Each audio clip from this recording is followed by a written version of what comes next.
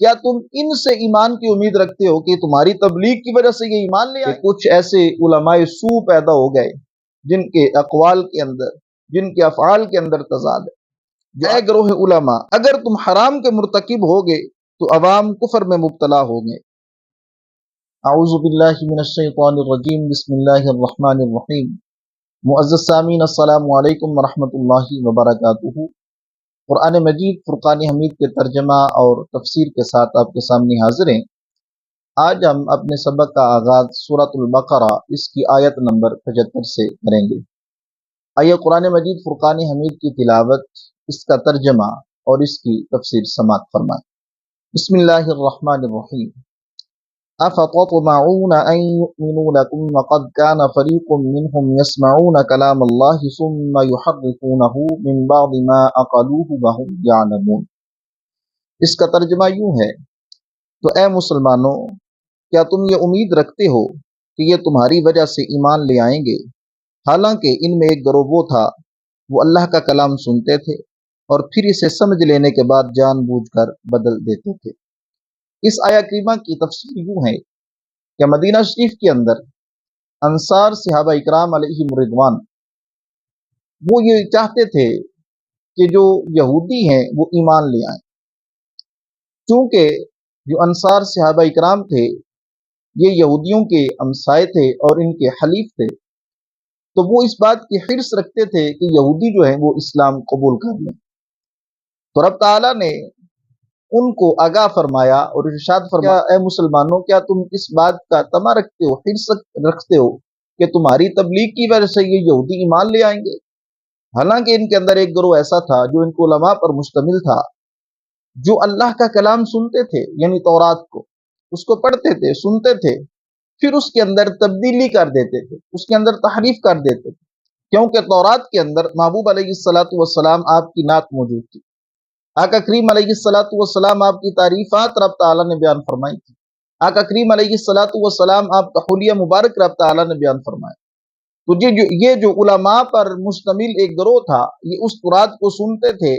پھر اس کو بدل دیتے تھے سمجھنے کے بعد۔ تو رب تعالیٰ مسلمانوں کو آگاہ فرما رہا ہے، کیا تم ان سے ایمان کی امید رکھتے ہو کہ تمہاری تبلیغ کی وجہ سے یہ ایمان لے آئیں گے؟ تو فرمایا ان کے جو علماء ہیں وہ محبوب علیہ السلام آپ کو پہچان کر، آپ کی تعریفات کو پڑھ کر، آپ کی نعتیں پڑھ کر تورات کے اندر اس کو سمجھ کر پھر بدل دیتے تھے، تو یہ کیسے ایمان لائیں گے؟ اس سے معلوم ہوا کہ علماء کا معاشرے کے اندر ایک بہت ہی بڑا مقام اور مرتبہ ہے کہ لوگ ان کے قول کو سن کر اس سے ہدایت حاصل کرتے ہیں، ان کے افعال کو دیکھ کر ان کو دلیل بناتے ہیں۔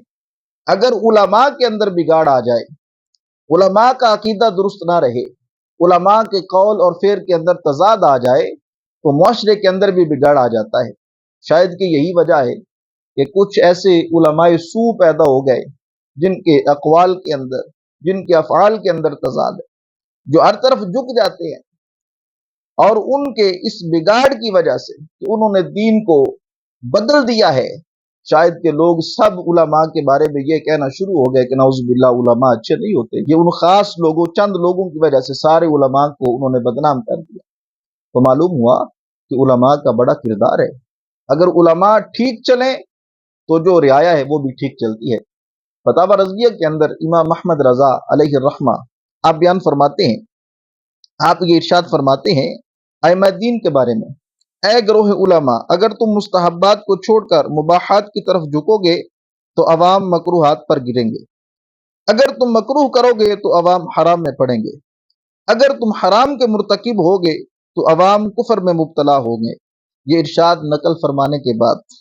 آپ نے فرمایا، بھائیو للہ ہی اپنے اوپر رحم کرو، اپنے اوپر رحم نہ کرو تو امت مصطفیٰ صلی اللہ علیہ وسلم آپ پر رحم کرو۔ چرواہے کہلاتے ہو، بھیڑیے نہ بنو۔ تو اس سے معلوم کیا ہوا؟ آپ بیان کر رہے ہیں، اگر تم کو رب تعالیٰ نے اتنا درجہ عطا فرمایا ہے، رب تعالیٰ نے تمہیں علم کی دولت عطا فرمائی ہے، تو فرمایا کہ لوگوں کی ہدایت کا سبب بنو، پھر لوگوں کی گمراہی کا سبب نہ بنو۔ تو اس سے اگلی آیہ کریمہ آپ کے سامنے رکھتا ہوں۔ آیہ کریمہ یوں ہے، وَإِذَا لَقُوا الَّذِينَ آمَنُوا قَالُوا آمَنَّا۔ وَإِذَا خَلَا بَعْضُهُمْ إِلَى بَعْضٍ قَالُوا أَتُحَدِّثُونَهُمْ بِمَا فَتَحَ اللَّهُ عَلَيْكُمْ لِيُحَاجُّوكُمْ بِهِ عِندَ رَبِّكُمْ أَفَلَا تَعْقِلُونَ أَوَلَا يَعْلَمُونَ أَنَّ اللَّهَ يَعْلَمُ مَا يُسِرُّونَ وَمَا يُعْلِنُونَ۔ اس کا ترجمہ یوں ہے، اور جب یہ مسلمانوں سے ملتے ہیں تو کہتے ہیں کہ ہم ایمان لا چکے ہیں، اور جب آپس میں اکیلے ہوتے ہیں تو کہتے ہیں کیا ان کے سامنے وہ علم بیان کرتے ہو جو اللہ نے تمہارے اوپر کھولا ہے، تاکہ اس کے ذریعے یہ تمہارے رب کی بارگاہ میں تمہارے اوپر حجت قائم کریں۔ کیا تمہیں عقل نہیں؟ کیا یہ اتنی بات نہیں جانتے؟ اللہ جانتا ہے جو کچھ وہ چھپاتے ہیں اور جو کچھ وہ ظاہر کرتے ہیں۔ اس آیہ کریمہ کے اندر رب تعالی نے جو یہودیوں کے اندر منافقین تھے ان کے احوال کو بیان فرمایا ہے۔ حضرت عبداللہ بن عباس رضی اللہ تعالی عنہما آپ بیان فرماتے ہیں کہ یہودی منافق جب صحابہ اکرام علیہم رضوان سے ملتے تو ان سے کہتے کہ جس پر تم ایمان لائے ہو ہم بھی اس پر ایمان لائے ہیں، تم حق پر ہو اور تمہارے آقا محمد مصطفیٰ صلی اللہ علیہ وسلم سچے ہیں، ان کا قول حق ہے اور ان کی نعت و صفت اپنی کتاب تورات میں ہم پاتے ہیں۔ جب یہ اپنے سرداروں کے پاس جاتے تو وہ ان منافقوں کو ملامت کرتے اور کہتے کیا تم مسلمانوں کے سامنے ان کے آقا محمد مصطفیٰ صلی اللہ علیہ وسلم ان کے بارے میں وہ باتیں بیان کرتے ہوں جو اللہ تعالیٰ نے تمہاری کتاب میں بیان فرمائی ہیں، تاکہ وہ اس کے ذریعے دنیا اور آخرت میں تمہارے اوپر حجت قائم کر دیں گے کہ جب ہمارے آقا محمد مصطفیٰ صلی اللہ علیہ وسلم آپ کا نبی برحق ہونا تمہاری کتابوں میں موجود ہے تو تم نے ان کی پیروی کیوں نہ کی۔ اب یہ منافقین کا تذکرہ یہاں پر رب تعالیٰ نے فرمایا، جو یہودیوں کے اندر منافقین تھے، مسلمانوں کے پاس جا کر ایمان کا دعویٰ کرتے تھے، تو پھر جب اپنے سرداروں کے پاس جاتے تھے تو ان کے سردار ان کو ملامت کرتے تھے اور ان سے کہتے تھے کہ مسلمانوں کے سامنے وہ چیزیں بیان نہ کرو جو ان کے محبوب، جو ان کے نبی کے بارے میں رب تعالیٰ نے تمہاری کتاب تورات کے اندر نازل فرمائی ہے۔ یہ نہ ہو کہ دنیا اور آخرت کے اندر وہ تمہاری ان باتوں کو لے کر تمہارے اوپر ہی حجت قائم کرے کہ ہمارے نبی آقا کریم علیہ الصلوۃ والسلام آپ تو برحق ہیں، آپ کا ذکر تورات کے اندر ہے، تم پڑھتے بھی ہو، اس کے باوجود تم اس پر ایمان نہیں لاتے۔ تو ایک طرف سے ان کے سردار ان پر ملامت کرتے تھے اور دوسری طرف رب تعالیٰ نے ارشاد فرمایا کہ یہ جو یہودی منافق ہیں یہ محبوب علیہ الصلوۃ والسلام کے غلاموں کے ساتھ جب ملتے تھے تو کہتے تھے ہم ایمان پر، وہاں پر اپنی نفاق کا اظہار کرتے تھے۔ اور کیا ان کو اس بات کا علم نہیں کہ جو کچھ بھی وہ چھپاتے ہیں یا ظاہر کرتے ہیں اللہ اس کو اس کا علم ہے؟ تو رب تعالیٰ نے یہاں پر ان کے نفاق کا بیان فرمایا ہے۔ اس سے اگلی آیت کریمہ آپ کے سامنے رکھتا ہوں۔ رب تعالیٰ کا فرمان عالی شان ہے، وَمِنْهُمْ أُمِّيُّونَ لَا يَعْلَمُونَ الْكِتَابَ إِلَّا أَمَانِيَّ وَإِنْهُمْ إِلَّا يَظُنُّونَ۔ اس کا ترجمہ یوں ہے، اور ان میں کچھ ان پڑھ ہیں جو کتاب کو نہیں جانتے مگر زبانی پڑھ لینا یا کچھ اپنی من گھڑت، اور یہ صرف خیال و گمان میں پڑے ہوئے ہیں۔ اب یہاں سے رب تعالیٰ نے یہودیوں کے دوسرے گروہ کا ذکر فرمایا ہے، اور یہ یہودیوں کا وہ گروہ ہے کہ جو ان پڑھ ہیں، جو تورات کو پڑھ نہیں سکتے، بلکہ کرتے کیا ہیں کہ اپنے مفاد پرست جو سردار ہیں ان کے بیانات ہی ان پر اکتفا کرتے ہیں، ان کے جو الٹے سیدھے بیانات ہیں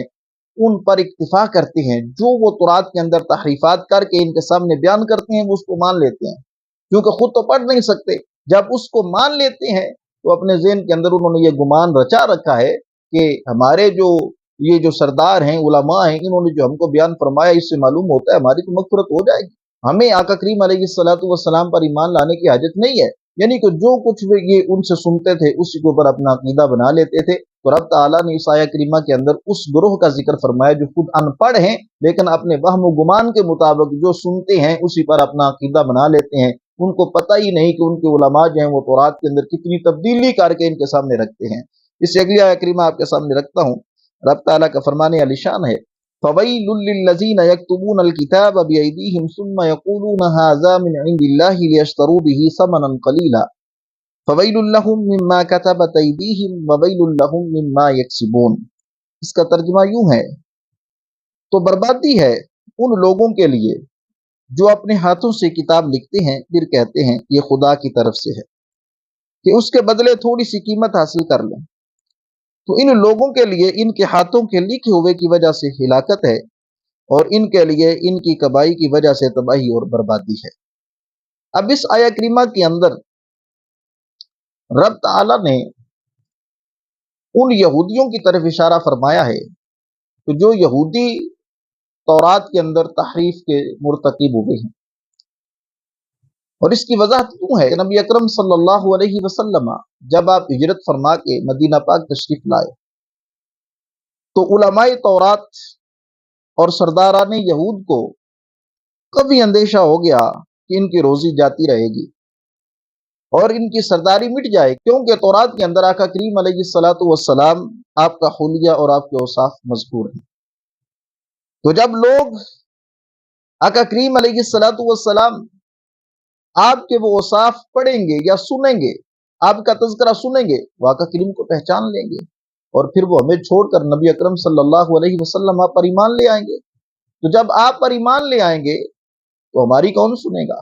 سرداری آپ کے پاس چلی جائے گی۔ انہوں نے کیا کیا؟ انہوں نے تورات کے اندر جو آقا کریم علیہ الصلوۃ والسلام آپ کے اوصاف تھے، آقا کریم علیہ الصلوۃ والسلام آپ کا جو حلیہ مبارک بیان کیا گیا تھا، اس کے اندر انہوں نے تبدیلی کر دی، اس کو بدل دیا۔ اب وہ جو انہوں نے تبدیلی کی تھی نا، وہی اوصاف اور وہی حلیہ وہ لوگوں کو سناتے تھے تاکہ لوگ پہچان نہ سکے آقا کریم علیہ الصلوۃ والسلام کو،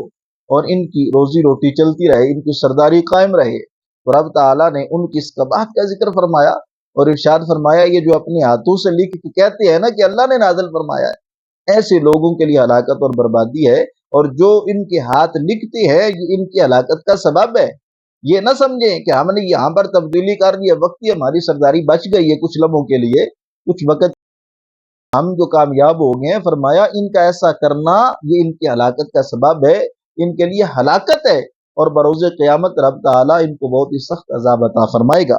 اس سے اگلی آیہ کریمہ یوں ہے وَقَالُوا لَن تَمَسَّنَا النَّارُ إِلَّا أَيَّامًا مَّعْدُودَةً قُلْ اتَّخَذْتُمْ عِندَ اللَّهِ عَهْدًا فَلَن يُخْلِفَ اللَّهُ عَهْدَهُ أَمْ تَقُولُونَ عَلَى اللَّهِ مَا لَا تَعْلَمُونَ بَلَىٰ مَنْ كَسَبَ سَيِّئَةً وَأَحَاطَتْ بِهِ خَطِيئَتُهُ فَأُولَٰئِكَ أَصْحَابُ النَّارِ هُمْ فِيهَا خَالِدُونَ۔ اس کا ترجمہ یوں ہے، اور بولے ہمیں تو آگ ہرگز نہ چھوئے گی مگر گنتی کے چند دن۔ اے حبیب تم فرما دو کیا تم نے خدا سے کوئی وعدہ لیا ہوا ہے؟ اگر ایسا ہے تو اللہ تعالیٰ ہرگز وعدہ خلافی نہیں کرے گا، بلکہ